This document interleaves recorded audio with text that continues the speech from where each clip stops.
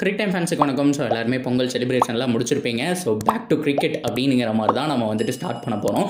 So அந்த வகையில் நம்ம பார்க்கும்போது எடுத்த உடனே இப்போ கண்ணு முன்னாடி இருக்கிற பிக் டோர்னமெண்ட் ஐபிஎல் தான். இந்த ஐபிஎல்லை பேஸ் பண்ணி தான் ஜூனுக்கு அப்புறம் நடக்க போகிற அந்த T20 வேர்ல்ட் கப்புக்கான ஆட்களில் சூஸ் பண்ண முடியும். பிகாஸ் இந்த தடவை சிவம் தூபே நல்ல ஃபார்மில் இருக்காரு அண்ட் ரிங்கு சிங் நல்ல ஃபார்மில் இருக்காங்க, ஜெய்ஸ்வால் இருக்காரு, ஏகப்பட்ட பிளேயர்ஸ் குப்பை மாதிரி இருக்காங்க. யாரை டீமில் செலக்ட் பண்ணுறதுங்கிற மிகப்பெரிய கன்ஃபியூஷன்.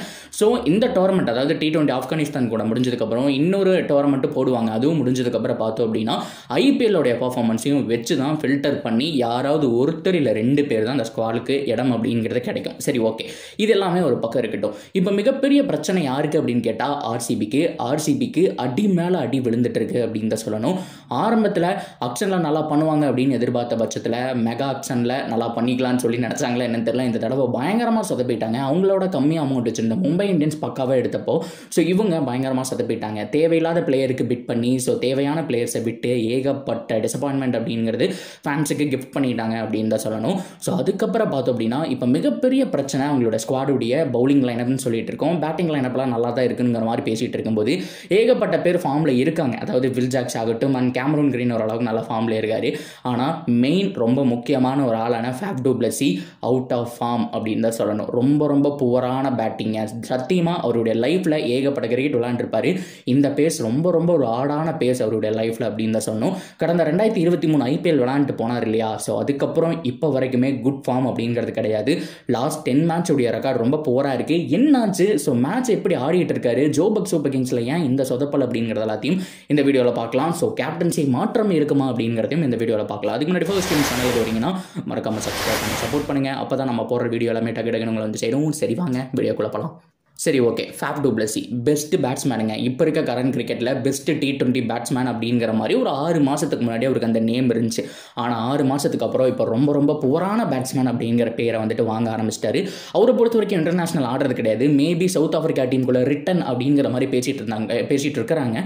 சப்போஸ் வந்தால் இன்னும் மச் பெட்டராக இருக்கும். அவர் தான் கேப்டனாக இருப்பார் அண்ட் இந்த ஒரு T20 வேர்ல்ட் கப்பையும் லீட் பண்ணுறதுக்கான சான்ஸ் அப்படிங்கிறது ஹைலி பாசிபிள். சரி, ஓகே, இப்போதைக்கு ஆர்சிபி கேப்டனாக இருக்காரு அண்ட் ஜோபக்கருடைய கேப்டனாக இருக்காரு. அதுக்கப்புறம் டெக்ஸ்டார் சூப்பர் கிங்ஸ் அதோடைய கேப்டனாகவும் இருக்கிறதுக்கான சான்ஸ் அப்படிங்கிறது வந்து ஹைலி பாசிபிள். ஸோ இந்த மாதிரி வேர்ல்டு லெவலில் எல்லா பக்கமே பார்த்தோம் அப்படின்னா ஸோ நல்ல கிரிக்கெட் அப்படிங்கிறது போன வருஷம் ஆடிட்டு இருந்தார். ஆர்சிபியில் கூட நல்ல பர்ஃபார்மன்ஸ் அப்படிங்கிறத பார்த்தோம். ஆனால் அதை விட்டு போனதுக்கப்புறம் போரான பர்ஃபார்மன்ஸ் பெட்டரான ரெக்கார்டு அப்படிங்கிறது ஒன்றுமே கிடையாது. 2023 எண்டு பார்த்தோம் அப்படின்னா ஓரளவுக்கு வந்துட்டு டல்லாக தான் முடிச்சார். ஆனால் இந்த 2024 நல்லா தொடங்குவார் அப்படின்னு பார்த்தா புவரான ஒரு தொடக்கங்க. ஏன்னா அவருடைய லாஸ்ட் 10 மேட்ச், அதாவது நான் இந்த வீடியோ ரெக்கார்ட் பண்ணுற வரைக்கும் பார்த்தோம் அப்படின்னா டர்பன் சூப்பர் ஜெயின்ஸ் இருக்கு இல்லையா? ஸோ அவங்க கூட பார்த்தோம் அப்படின்னா லாஸ்ட் மேட்ச் வந்துட்டு ஜோபக் ஆடி இருக்காங்க. இன்னொரு மேட்ச் அவங்களுக்கு இருக்குது. அந்த மேட்ச் முடியல. மேபி அந்த மேட்ச்சில் அதிக ரன் அடிச்சிருக்கலாம். ஆனால் இந்த மேட்ச் வரைக்குமே ஃபேஃப் டு பிளஸியோட ரெக்கார்டு எப்படி இருக்குது அப்படின்னா லாஸ்ட் 10 மேட்ச்சில் பார்த்தோம் அப்படின்னா 0, 0, 10, 12, 9, 8, 7 இந்த மாதிரி தான் ரன் இருக்குது. 15 ரன்னை அவர் தாண்டில் கிட்டத்தட்ட 10 இன்னிங்ஸ் ஆடிட்டார். 10 இன்னிங்ஸ் ஐபிஎல் ஆடின மாதிரி கணக்கு எடுத்துக்கோங்க. ஸோ ஓப்பனராக இறங்கியிருக்காரு. எல்லா மேட்சுமே குயிக் அவுட்டு, செட்டிலே ஆகலை. அவர் எந்த பாலை போய் எங்கே ஆடுறது அப்படிங்கிற மாதிரி அவுட் ஆஃப் ஃபார்ம். ரொம்ப போரான ஒரு ஃபார்ம்னு சொல்லணும். 10 மேட்ச்சில் ஒரு மேட்ச்சில் கூட 15 ரன்னை தாண்டலிங்க. 14 தான் அவருடைய ஹையஸ்ட். இதுக்கு முன்னாடியும் பார்த்தோம் அப்படின்னா இதுக்கு முன்னாடி இருக்கிற 10 மேட்ச், அதாவது இந்த 10 மேட்ச் விட்டுருங்க, இதுக்கு முன்னாடி 10 மேட்ச் ஆல்மோஸ்ட் வந்துட்டு ஒரு 20 மேட்ச்னு வச்சுக்கலாம். அதுலேயே பார்த்தோம் அப்படின்னா ஒரே ஒரு 50 தான் வச்சிருக்காரு. ரொம்ப போரான ஒரு ரெக்கார்டுங்க. ஏன்னா ஐபிஎல் ஆகட்டும் சிஎஸ்கேல விளையாடும்போது அவரோட ரெக்கார்டு எப்படி இருந்துச்சு அப்படின்னா 14 மேட்ச்சுக்கு 600 ரன்னுக்கு மேலே கூச்சு வச்சிருந்தாரு. அதாவது ருத்ராஜ் கெய்க்வாட் அண்ட் நம்மளுடைய ஃபேஃப் டு பிளஸி 2 பேருமே பார்த்தோம் அப்படின்னா ஆரஞ்சு கேப்புக்கு 1 ரன்னோ 2 ரன்னோ தான் வித்தியாசம் இருந்துச்சு. அந்த அளவுக்கு ஒரு 630 ரன் மேலே பக்கம் கூச்சு வச்சிருந்தாங்க. அண்ட் போன வருஷம் ஆர்சிபிக்கு 400+ செம்மையான ஒரு டோட்டல் அப்படிங்கிறத வந்துட்டு பண்ணி கொடுத்தாரு. ஆனால் இந்த தடவை 10 இன்னிங்ஸ் ஆல்மோஸ்ட் ஐபிஎல்லே 14 மேட்ச்சில் அவர் வந்துட்டு 450, 500 அடிக்கிற கெப்பாசிட்டி இருக்குது. ஆனால் வேர்ல்டு லெவலில் எல்லா பக்கம் ஆடிட்டாருங்க. ஆனால் 10 மேட்ச்சில் பார்த்தோம் அப்படின்னா கம்ப்ளீட்டாக ஒரு 60-70 ரன்னை கூட அவரால் தாண்ட முடியல. இதுதான் ரொம்ப போரான ஒரு ஃபார்ம் அப்படின்னு சொன்னோம். 14 மேட்ச் தான், 70 ரன் கூட வராதுங்க. டோட்டல் கூப்பிட்டு ஒரு 50 இல்லை 60 ரன் தான் ஒரு ஓவராலாக கூட்டி பார்த்தோம்னா அந்த அளவுக்கு தான் அவர் அடிச்சிருக்காரு. ஸோ இதெல்லாம் வச்சு தான் ஆர்சிபி ஃபேன்ஸ் பயங்கர டிசப்பாயின்மெண்ட்டாக இருக்காங்க. என்னடா பண்ணுறது, ஒரு பிரச்சனையை வந்துட்டு சால்வ் பண்ணால் இன்னொரு பிரச்சனை வருது அப்படிங்கிற மாதிரி ரொம்ப போரான ஃபார்ம். என்ன ஆச்சு அப்படின்னு தெரியல. அவருடைய பேட்டிங் ஸ்டைலில் மாற்றி இருக்காரான்னு கேட்டால் அதே பேட்டிங் ஸ்டைல் தான். பட் இருந்தாலும் தேவையில்லாத வெளியில் போகிற பாலெல்லாம் வந்துட்டு டச் பண்ணுறாரு. விராட் கோலி ஒரு காலத்தில் பண்ணிட்டு இருந்தார். யாருக்கெல்லாம் ஞாபகம் இருக்குன்னு தெரியல, ஒரு காலம் கிடையாது, ஒரு 6 மந்த் பேக் அப்படின்னு சொன்னோம். இந்த டெஸ்ட் கிரிக்கெட் ஆகட்டும், இந்த வெளியில் போகிற பாலை வந்துட்டு தேவையில்லாமல் தொட்டு ஸ்டெம்பில் வாங்கிடுவார், இல்லைன்னா ஸ்லிப்பில் வந்துட்டு கேட்ச் கொடுத்துருவாரு. விராட் கோலியோட வீக்னஸ் அப்படிங்கிறத கண்டுபிடிச்சாங்க. அதாவது விராட் கோலியோட ஃபேவரட் ஷாட்டும் அந்த கவர் டிரைவ் தான். ஆனால் அதே கவர் டிரைவுக்கு ஆட போய் தான் பார்த்தோம் அப்படின்னா எட்ஜ் வாங்கி இன்சைட் பவுல்ட் ஆகுறது. ஸோ அதே மாதிரி பார்த்தோம் அப்படின்னா கீப்பர் கிட்ட கேட்ச் போகிறது, அது மட்டும் இல்லாமல் ஸ்லிப் அப்படிங்கிற மாதிரி விராட் கோலி தூக்கறக்கு இதுதான் ஸ்ட்ராட்டஜிங்கிற மாதிரி கண்டுபிடிச்சாங்க. இப்போ ஃபேஃப் டு பிளஸிக்கும் அதே ஸ்ட்ராட்டஜி தாங்க. கால்குள்ளே போட்டால் எப்படியோ ஆடிடுறாரு, ஆனால் வெளியில் போட்டோம்னா தொட்டு விட்டு அவுட் ஆகிட்டு போயிடுறாரு. ஸோ இது ரொம்ப ரொம்ப மிகப்பெரிய வீக்னஸாக பார்க்கப்படுது ஆர்சிபி டீம் கிட்ட. ஸோ ஃபேஃப் டு பிளஸியோட ஃபார்ம் ரொம்ப ரொம்ப முக்கியம். மறுபடியும் நான் சொல்கிறேன், இந்த வீடியோ ரெக்கார்ட் பண்ணுற வரைக்கும் தர்பன் சூப்பர் ஜெயின்ஸ் கூட ஆடி இருக்காரு. ஸோ அதோட ஒரு 10 மேட்ச் முடியுது. அதோட ஒரு ஹோல் ரெக்கார்டு கிட்டத்தட்ட ஒரு இந்த சீட்லலாம் எழுதி வைப்பாங்களே அவ்வளோ அடிச்சிருக்காருன்னு சொல்லிட்டு. ஸோ அந்த மாதிரி தான் நான் கொண்டு வந்திருக்கேன்.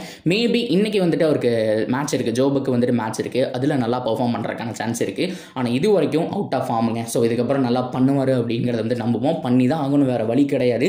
ஏன்னா அவருக்கு ஆஃபர் நிறையா இருக்குங்க. ஸோ நீங்கள் ஐபிஎல் விடுங்க, ஆர்சிபிக்கு ஆடுறதை விடுங்க, அவருடைய சொந்த நாட்டுக்கு திரும்பி கூப்பிட்றாங்க. ஏகப்பட்ட பாலிடிக்ஸ் ரீதியாக பிரச்சனை இருந்துச்சு, அதெல்லாம் போக அவர் உள்ளே வந்தே ஆகணும்ப்பா. ஏன்னா பவுமாக்கு அவர் எவ்வளவோ பரவாயில்ல அப்படிங்கிற மாதிரி தான். பவுமாவோட இன்னிங்ஸ் ரீசெண்ட் டைமில் செம்மையாக இருக்குது அப்படிங்கிற மாதிரி சொல்லவே முடியல. ரொம்ப ரொம்ப புவரான ஒரு கேப்டன் அண்ட் புவரான ஒரு பேட்டிங் அப்படின்னு சொன்னோம். ஸோ அதுக்கு பதிலாக இவர் உள்ளே வந்தார் அப்படின்னா செம்மையாக இருக்கும். டிகாக் வேறு வெளியில் போகிறாரு, மறந்துடக்கூடாதுங்க. ஸோ இவர் தான் வந்துட்டு கரெக்டாக இருப்பார். ஓடிஐக்கும் திரும்பி ஆனால் நல்லாயிருக்கும். ஸோ ஓடிஐக்கு சான்ஸ் கொடுக்காட்டி பரவாயில்ல, T20க்காவது ஆட வைங்கப்பா அப்படிங்கிற மாதிரி தான் எல்லாருமே வந்துட்டு சொல்லிட்டு இருக்காங்க. ஸோ வெயிட் பண்ணி பார்ப்போம். ஃபேஃப் டு பிளஸி வந்தால் நல்லா தான். ஸோ அப்படியே கட் பண்ணி ஆர்சிபி பக்கம் வந்தோம்னா அவங்களுடைய மேனேஜ்மெண்ட்டுக்கு பயங்கர ப்ரெஷர் இருக்க போகுது, யார் கேப்டன் அப்படிங்கிறது. ஏன்னா ஃபர்ஸ்ட் வந்துட்டு அவர் கேப்டன்சியும் நல்லா பண்ணிட்டு இருந்தார், பேட்டிங் நல்லா பண்ணிட்டு இருந்தார். இப்போ கேப்டன்சியில் பல சொதப்புகள் இருக்குது. கிட்டத்தட்ட ஒரு 20 மேட்ச்சில் புவரான கேப்டன்சி அப்படிங்கிற மாதிரியும் பேர் வாங்கி வச்சிருக்காருங்க. ஒரு 2 மேட்ச் தான் வந்துட்டு ஒரு கிட்டத்தட்ட ஒரு 140க்குள்ளே சுருட்டி இருக்காரு, அந்த அளவுக்கு பவுலிங் ரொட்டேஷன்.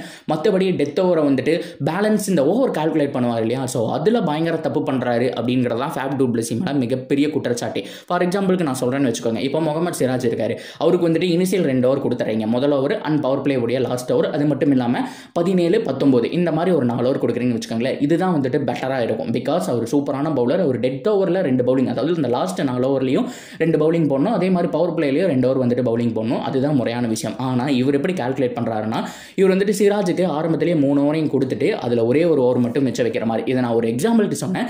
இதே மாதிரி ஜோபக் சூப்பர் கிங்ஸில் வந்துட்டு ரொமேரியோ செப்போர்டுக்கு வந்துட்டு ஓவர் கொடுக்காம இருக்கிறதா இருக்கட்டும். ஸோ மிக முக்கியமான டைமில் யார் அவங்களுடைய சூப்பர் பவுலரோ அவரை யூஸ் பண்ணாமல் இருக்கிறதா இருக்கட்டும். விக்கெட் தொடர்ந்து போகும்போது உங்களுடைய சூப்பர் பவுலரை மறுபடியும் கொடுத்துடணும், ஆனால் ரன் அதிகமாக கொடுக்க விட்டுறாரு. ஸோ இந்த மாதிரி ஏகப்பட்ட கம்ப்ளைண்ட் அவருடைய கேப்டன்சி மேலேயும் இருக்குது. பொறுத்திருந்து பார்ப்போம் கைஸ். இதெல்லாம் தாண்டி ஃபேஃப் டு பிளஸி திரும்பி வராரா, ஆர்சிபியோட கேப்டன் அவர் தானா, இல்லை விராட்டுக்கே திரும்பி போகுமா? ஸோ கேப்டன்சி யார் பண்ண போகிறா அப்படிங்கிறதையும் நம்ம செப்பரேட்டாக தனி வீடியோவில் பார்க்கலாம். ஸோ நீங்கள் ஓவராலாக என்ன நினைக்கிறீங்க, ஃபேஃபுடைய ஃபேனா அப்படிங்கிறத வந்துட்டு நீங்கள் முதல்ல கமெண்ட்ஸில் மென்ஷன் பண்ணிடுங்க. அதை தாண்டி எத்தனை பேர் வந்துட்டு சவுத் ஆஃப்ரிக்கா T20 வந்துட்டு வாட்ச் பண்ணிட்டு இருக்கீங்க, அண்ட் ஜோபக்குடைய பர்ஃபார்மன்ஸ், அது மட்டும் இல்லாமல் ரீஸ்டாப்லி நல்லா பண்ணிட்டு இருக்காருங்க. சொல்ல மறந்துடக்கூடாது, ஆர்சிபியோட பெட்டர் பவுலிங் பர்ஃபார்மன்ஸ் அப்படிங்கிறத நம்ம சொல்லியே ஆகணும். ஸோ அவர்கிட்ட இருந்து மேட்சுக்கு 3 விக்கெட் வந்துட்டு இருக்கு. அண்ட் ஃபேஃப் டு பிளஸியோட ஃபார்ம் தான் வருத்தமாக இருக்குது. ஸோ என்ன நினைக்கிறீங்களோ தாராளமாக கமெண்ட்டில் சொல்லுங்கள். தொடர்ந்து அப்படி இருக்குது சேனலோட அறிஞ்சிருங்க, மறக்காமல் சப்ஸ்கிரைப் பண்ணி சப்போர்ட் பண்ணுங்கள்.